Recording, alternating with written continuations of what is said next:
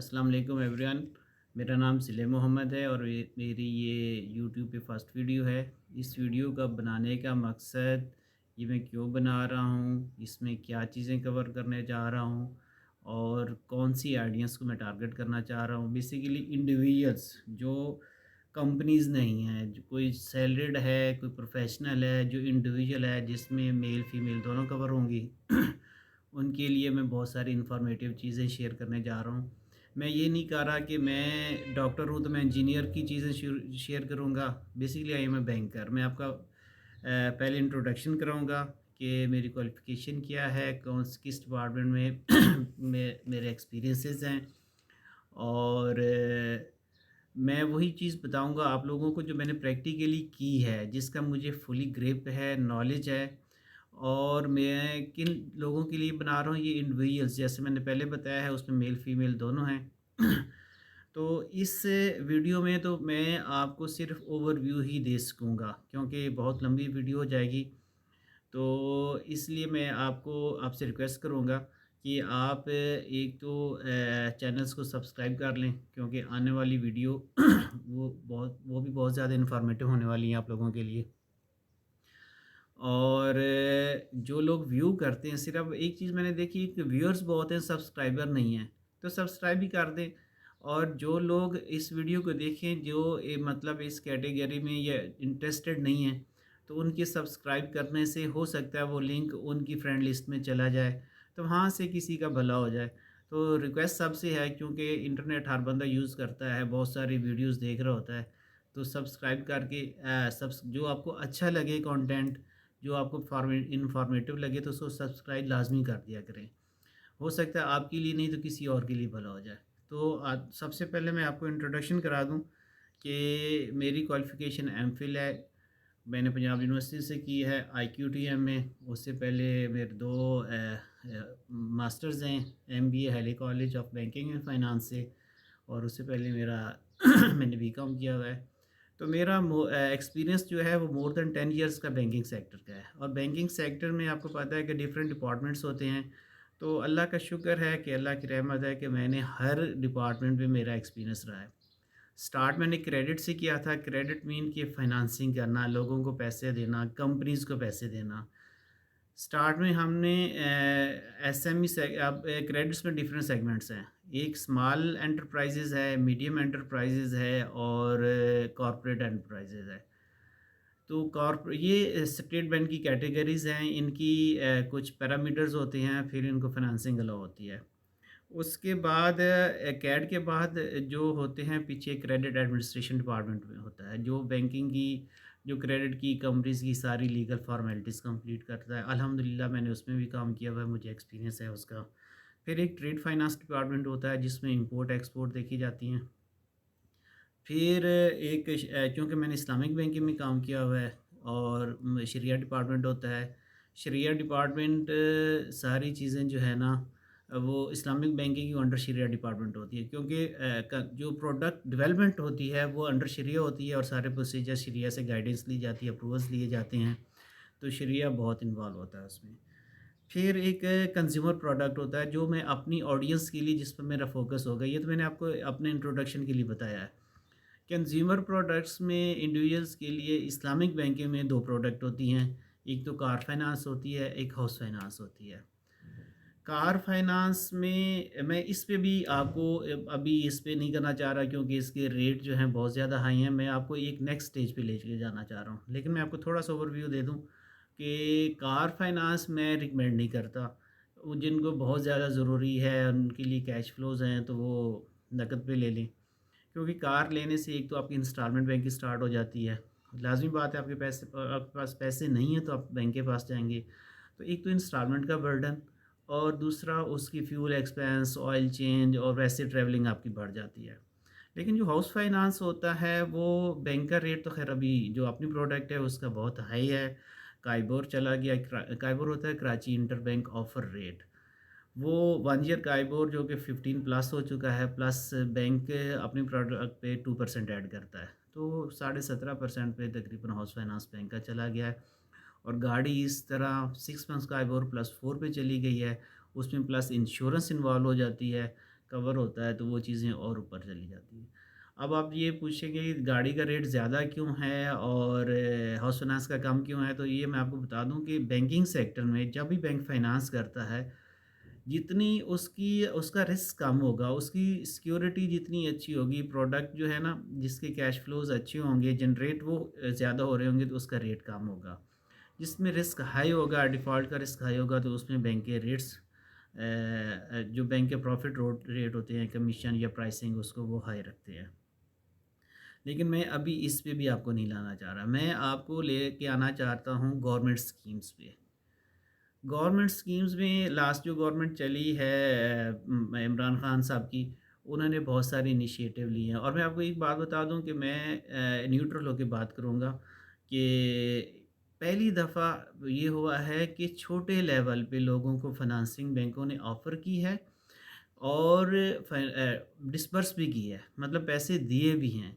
होता ये है अमूमन कि गवर्नमेंट स्कीम अनाउंस होती हैं, प्रोडक्ट्स बनती हैं, बजट अनाउंस होते हैं, लेकिन ग्राउंड लेवल पे वो नहीं आते, वो ऊपर ऊपर रह जाते हैं या उन पे बस अनाउंसमेंट होके वो ख़त्म हो जाती हैं। लेकिन फ़र्स्ट टाइम ऐसे हुआ है कि जो प्रोडक्ट्स बजट अनाउंस किया गया है, बजट एलोकेट किया गया है, उसकी मतलब एलोकेशन और डिस्बर्समेंट उसको भी इंश्योर किया गया है। होता ये था कि जिस स्टेट बैंक उसका रेगुले आपको पता है बैंकों का रेगुलेटर स्टेट बैंक है, वो ये करता था कि बैंकों को टारगेट्स देता था। पहले बजट एलोकेट करता था, फिर टारगेट्स देता था, फिर उसकी मंथली मीटिंग करता था कि किस बैंक ने कितनी परफॉर्मेंस दी है। परफॉर्मेंस मीन कि किस बैंक ने कितना किया है। अब मैं आगे आपको बताऊंगा कि स्टेट बैंक की कितनी प्रोडक्ट है इस पे ना। लेकिन उससे पहले चूँकि कोविड-19 का हमारा स्पैन गुज़रा है, पूरी दुनिया में गुज़रा है, तो पाकिस्तान में भी हम भी ऑफ़िस नहीं जा रहे थे, वर्क फ्रॉम होम कर रहे थे, कंपनीज़ बंद हो गई थीं, एम्प्लॉइज़ घर बैठ गए थे।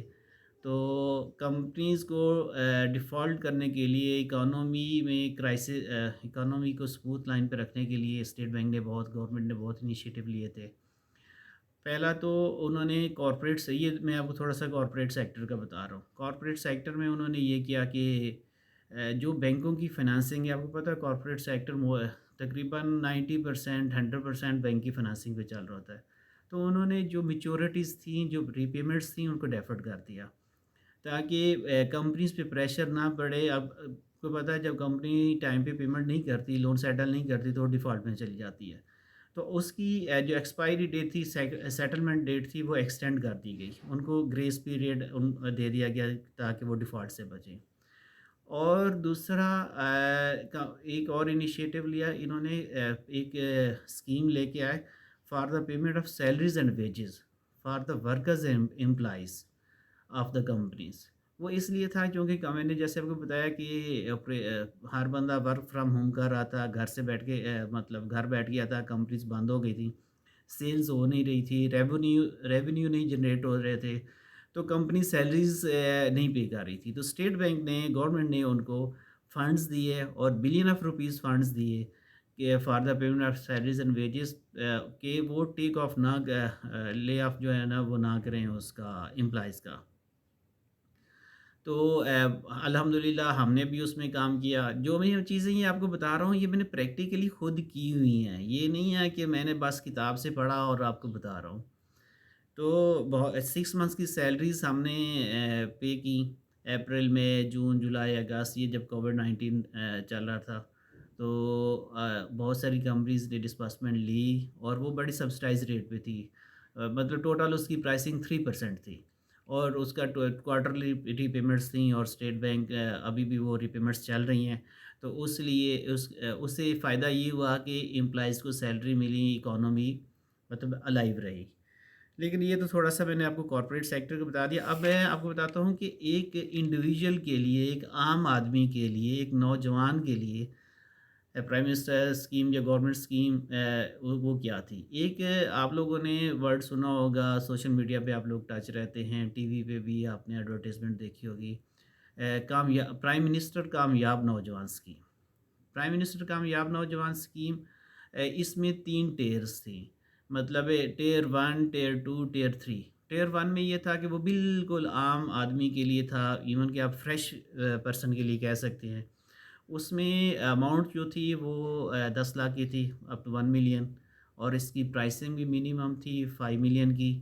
और टियर 2 में ये था कि अब मैं आपको आगे जो नेक्स्ट मैं आप वीडियो बनाऊँगा, यहाँ से बनाऊँगा आपको ना।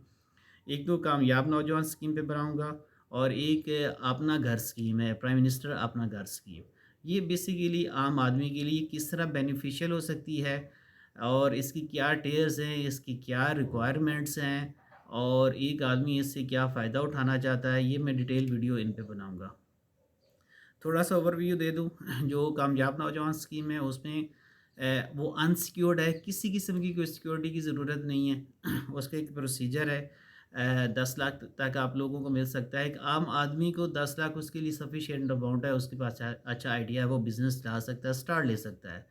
इस तरह टियर 2 में 10 मिलियन तक है, 1 करोड़ रुपए तक है, वो सिक्योर्ड हो जाता है, उसके लिए प्रॉपर्टी वगैरह चाहिए। उसकी क्या रिक्वायरमेंट्स हैं, वो कौन लोग ले सकते हैं, वो भी मैं एक सेपरेट वीडियो में बताऊँगा। और एक टियर 3 है, उसमें अप टू 25 मिलियन है, वो भी ऑब्वियसली सिक्योर्ड है, और उसकी डिटेल में बताऊँगा। और जो अपना घर स्कीम है, इसकी भी 3 टियर्स हैं, टियर 1, टियर 2, टियर 3। टियर 1 जो बेसिकली है, जो गवर्नमेंट खुद घर बना रही थी या बना रही है, बहुत सारी जगहों पे मैं विटनेस हूँ। कल भी मैं एक जगह गया हुआ था, तो मैंने खुद देखा वहाँ पे घर जो है वो काफ़ी सारे बन रहे थे, और अच्छी क्वालिटी के बन रहे थे। तो वो जो गवर्नमेंट घर देगी, उनकी फाइनेंसिंग भी बैंक से गवर्नमेंट अरेंज करा के देगी। उसके लिए बजट एलोकेट है, और अभी तक कंटिन्यू है, कोई डिसकंटिन्यूएशन नहीं आई। उसकी प्राइसिंग 3% है। लेकिन शायद आप इस कैटेगरी में फ़ॉल ना करते हों। टियर 2 जो है वो ये जो ऑलरेडी सैलरीड पर्सन है, ये फ्रेश लोगों के लिए नहीं बता रहा।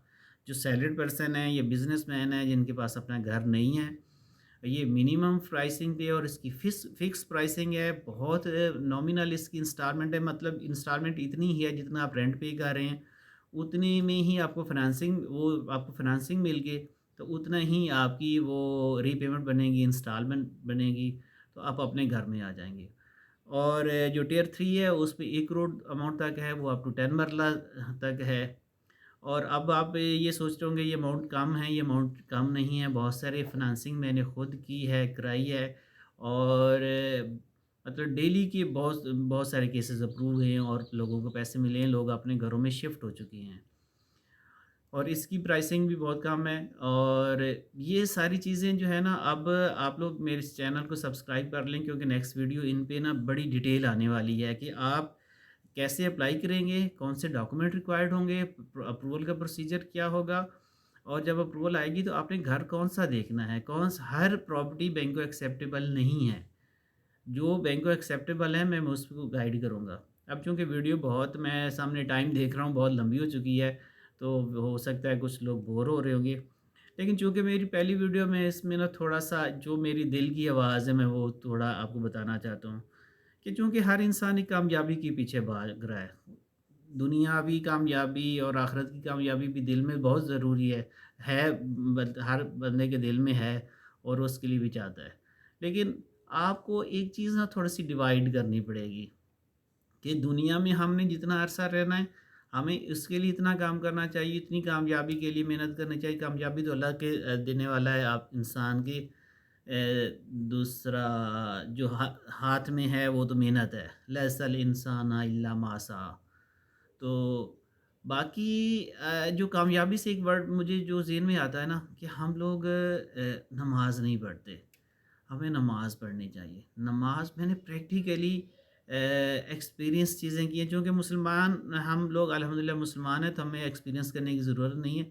लेकिन आप फ़ील करते हैं जिस दिन आप नमाज़ से दिन का आगाज़ करते हैं, तो आपका कुरान पाक की तिलावत से करते हैं, आपका दिन का बहुत अच्छा गुज़रता है।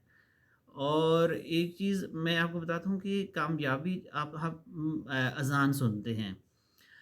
हाँ, 5 टाइम अज़ान है। हम तो अल्हम्दुलिल्लाह हमारे पास मस्जिदें करीब हैं, तो एक-एक टाइम पे हम 3-3 4-4 अज़ान सुनते हैं। कभी भी अज़ान को इस पॉइंट ऑफ व्यू ना सुनें कि जी अज़ान हो रही है, ख़त्म हो तो हम अपने काम करें, या टीवी का वॉल्यूम या मोबाइल का वॉल्यूम लाउड कर दें।